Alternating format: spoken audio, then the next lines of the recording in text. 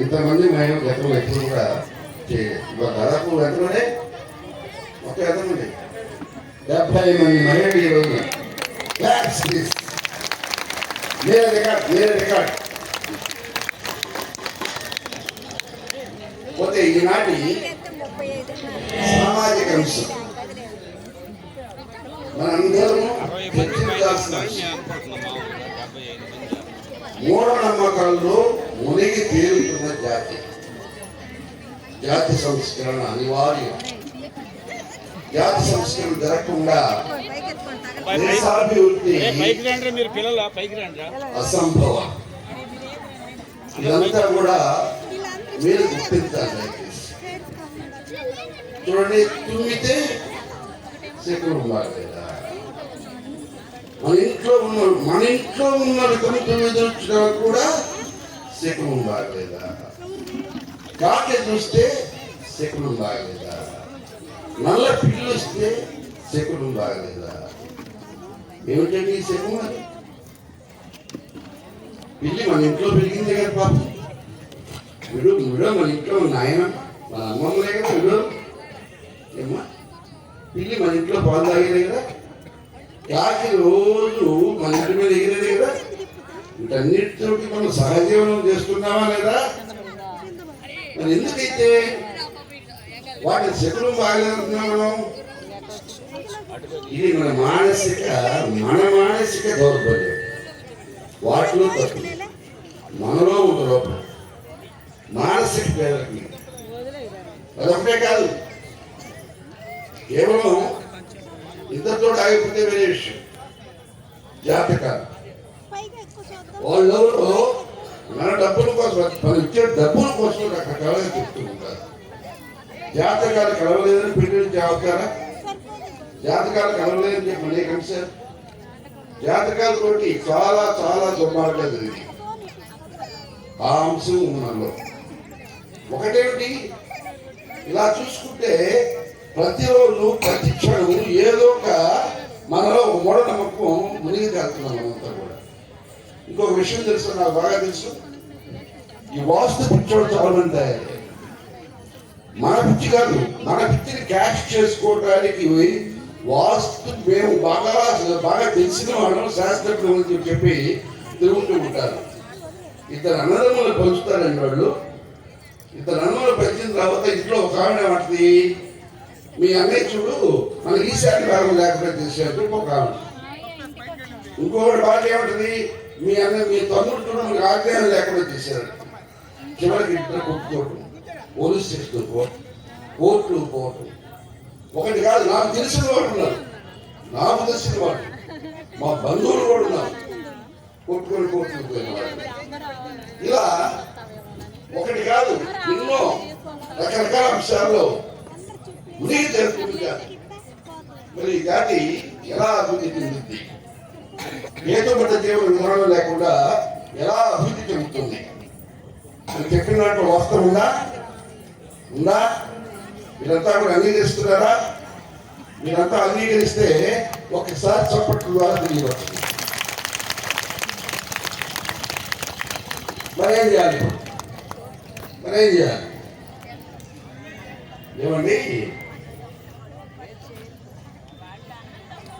భర్త చనిపోతే భార్య పెద్దదిన రోజు ఆమెకి ఉసిగేసి చెరువు దగ్గరికి తీసుకెళ్ళి ఆమె ఫ్రెండ్స్ అంతా ఒక 50 మంది చుట్టూతా చేరి ఆ మొహాన్ని పసుపు రాసి గాజులు పగలగొట్టి, అసలు చూడటానికి కూడా బాధాకర విషయం. మరి చుట్టూ లేడీచ్చేది ఎందుకు చూస్తున్నారో ఏమిటో నాకు అర్థం కావట్లేదు. ఏంటి అసలు మీ ఆనందం ఏంటి? మా వీడియో చుట్టూ తిరిగి సానుభూతి పడేస్తుంది మీ ఆనందమా? అనుకుంటుంది. అప్పుడు నేను ఎందుకు పెట్టుకున్నాను, మా ఆయనతో పాటు నేను కూడా పోతే పోయేది అని పెట్టుకోండి. చాలా మరేం చేద్దాం? మీ మీలో ఉంటారు, బహుశా ఇక్కడికి వచ్చిన వాళ్ళు కూడా ఉంటారు. ఈ ఆంధ్రాన్ని ఉంటున్నారు. మగవాడు ఎందుకంటలేదు? మగవాడు భార్య లేకుండా ఎదురుస్తే వస్తున్నా బాగా నమ్మకులుగా కేవలం లేడీస్కే వర్తించదు. ఇది ఇవన్నీ కూడా మీరు ఒక్కసారి ఆలోచించండి. కాస్త ఇవన్నీ కూడా వదిలి ఈ మూఢనమ్మకాలు వదిలేస్తేనే మనం అంతా బాగుపడతాం, దేశం బాగుపడింది. దీని మీద ఎవరిని ఆడవాళ్ళు స్పందిస్తారా?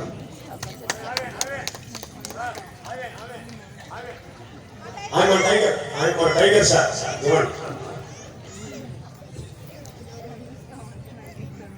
నేను అసలు స్పందిస్తాను సార్. ఇవన్నీ మూఢనమ్మకాలు నాకు ఫస్ట్ నుంచి అసలు నాకు తెలియదు. నేను ఈ ప్రోగ్రాంలోకి ఎంటర్ అయినప్పటి నుంచి నేను హెల్త్ కోసం వచ్చాను. మా సార్ అయితే ఈ భక్తి గురించి మంచి పాటలు అన్నీ పాడుతూ ఉంటాడు. కానీ నేనేంటంటే మంచి పని అనేది ఎవరు చెప్పినా, చిన్నపిల్లలు చెప్పినా, పెద్ద పిల్లలు చెప్పినా ఎవరైనా చెయ్యొచ్చు అని అనేది నా నమ్మకము. ఈ వీడియోస్ ఇవన్నీ నాకు నమ్మకం లేదు. నాకు ముందే చెప్పారు, నాకేదన్నా జరిగినా నువ్వు నీ అలంకరణని ఇలానే ఉంచుకో, ఎవరి కోసము ఎవరిది నేను ఎప్పుడు ఇలానే ఉంటాను.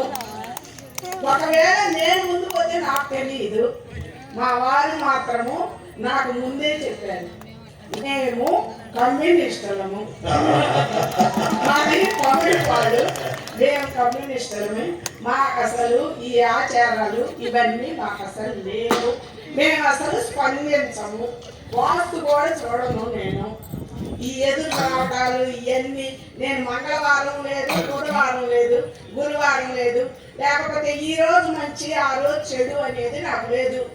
పండగ సంక్రాంతి పండగ రోజు కూడా నిన్న రోజు ఎంతో ఈ రోజు అంతే, శుక్రవారం అయినా అంతే, శనివారం అయినా అంతే, ఏ వారం అయినా నాకు ఒకే వారము, ఏ నెల అయినా నాకు ఒకటే నెల.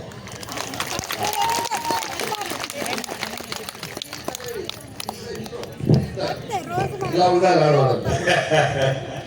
ఇంకేమన్నా మాట్లాడతారా, స్పందిస్తారా? నీ పక్కన కూర్చోలేమా ఆయనకి సార్ ఇటు